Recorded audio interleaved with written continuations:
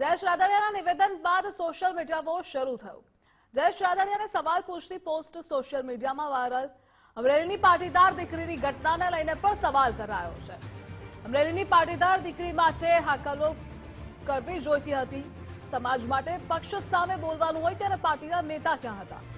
જામકંડોરણાના ખેડૂતોના પ્રશ્નને લઈને પણ રાદડિયાને સવાલ પૂછાયો છે। ખોટી જમીન માપણીનો ભોગ બનેલા ખેડૂતો આજે પણ પરેશાન છે। જયેશ રાદડિયાએ શું નિવેદન આપ્યું છે તે પણ પહેલા સાંભળી લઈએ। કે સમાજની અંદર એવા લોકોની બેપાટ લોકોની ટીમ કે જે ટીમ જ્યાં હંમેશા સમાજનું સારું કામ થતું અહીંયા હવનમાં હાડકા નાખવાની કામગીરી આજની તારીખે પણ આપણા સમાજની 2% ટપોરી ગેંગ કામ કરી રહી છે। સોશિયલ મીડિયાનું માધ્યમ તમારું ફેસબુક, વોટ્સઅપ, ઇન્સ્ટાગ્રામ એટલે તમે કરો ને તો મોબાઈલની આવડી નાની સ્ક્રીન ઉપર ક્યાંય પણ કાર્ય સારું કામ થતું હોય તો નીચે ખરાબ કોમેન્ટ લખી અને આવડી સ્ક્રીન ઉપર આખા લેવા પટેલ સમાજને કેદ કરવાનું કામ પણ આપણા સમાજની ટોળકીઓ અત્યારે કરી રહી છે। સંવાદદાતા રહીમ જોડાયેલા છે। રહીમ, જયેશ રાદડિયાએ હુંકાર કર્યો હતો, તેમણે આડકતરા પ્રહાર કર્યા હતા નામ લીધા વગર, પરંતુ તેના બાદ હવે સોશિયલ મીડિયા વોરની પણ શરૂઆત થઈ છે। જે પોસ્ટ વાયરલ થઈ છે તેમાં ઉલ્લેખ શું છે, સવાલો શું છે?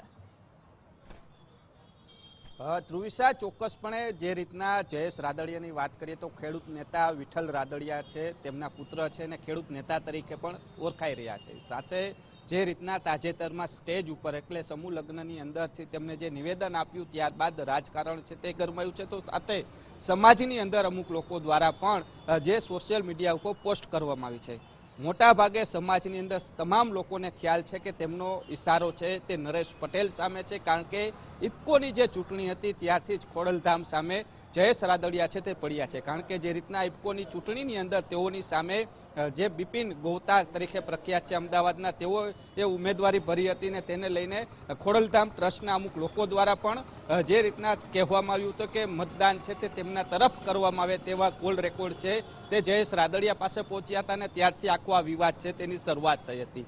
ને હવે જે રીતના નિવેદન બાદ છે તે સોશિયલ મીડિયા છે તે પણ ગરમ થઈ રહ્યું છે ને સોશિયલ મીડિયાની અંદર પાટીદાર લોકો છે તે કહી રહ્યા છે કે જામકંડોળાની અંદર જ 6500 જેટલા ખેડૂતો છે, જ્યારે તેમની જમીનોની માપણી ખોટી થઈ છે ત્યારે આ ખેડૂત નેતા ક્યાં ગાયબ થઈ ગયા હતા તેવા સવાલો કરવામાં આવ્યા છે। સાથે તાજેતરની જ વાત કરવામાં આવે તો જો તમારી પક્ષ સામે બોલવાની તાકાત હોય તો પછી અમરેલીની દીકરી સાથે જે ઘટના બની હતી ત્યારે આ નેતાઓ ક્યાં ગયા હતા, પાટીદાર સમાજના આગેવાનો ક્યાં ગયા હતા તેવા સવાલો છે તે ઉત્પન્ન છે તે કરવામાં આવી રહ્યા છે। એટલે અનેક સવાલો છે તે આમાં કરવામાં આવે છે। જ્યારે સ્ટેજ મળે છે ત્યારે ઉપકાર કરે છે, પરંતુ સામસામે હકીકત શું છે તે આવવાની તાકાત રાખવી એ પણ જરૂરી છે। જો તમારે સમાજ માટે કામ કરવું છે તો સમાજની સાથે રહી ને પક્ષ સામે પણ બોલવાની તાકાત રાખો તેવો પણ આ સોશિયલ મીડિયાની અંદર ઉલ્લેખ કરવામાં આવ્યો છે। એટલે કહી શકાય લેવા પટેલ સમાજની અંદર ફરી એક વખત જે કહી શકાય રણટંકાર બન્યો છે। બંને પક્ષો દ્વારા સામસામે નિવેદનબાજીઓ થઈ રહી છે, પરંતુ નરેશ પટેલ છે તે સ્પષ્ટપણે સામે નથી આવી રહ્યા, કારણ કે તેનું નામનો ઉલ્લેખ તેમના દ્વારા કરવામાં નથી આવી રહ્યો। પરંતુ સમાજ હોય કે જાહેર જીવનની અંદર મોટા ભાગે તમામ લોકોને ખબર છે કે ઇફકોની ચૂંટણી બાદ નરેશ પટેલ અને જયેશ રાદડિયા વચ્ચે તિરાડ છે તે જોવા મળી હતી। જી રહીમ, જોડાવા બદલ આભાર આપનો।